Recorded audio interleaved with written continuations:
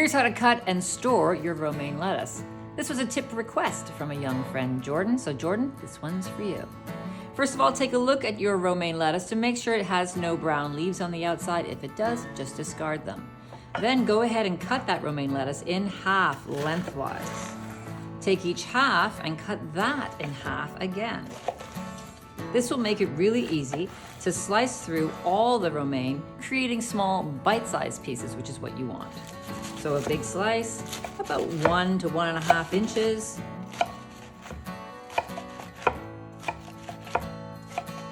Stop before you get to the core and then discard that part. Now take all your romaine lettuce and pop it into a bowl full of cold water.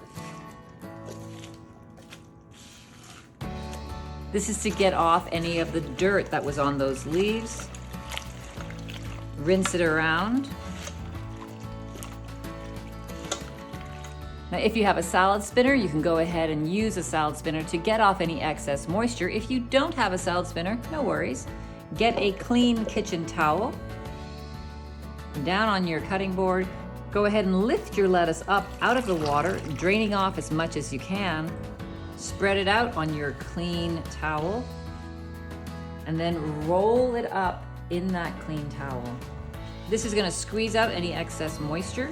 If it's not too wet, you can go ahead and take this in its clean towel and pop it right into the bag that came from the grocery store and store your lettuce this way. This way, that clean kitchen towel is gonna absorb any excess moisture and help keep your lettuce fresher for longer.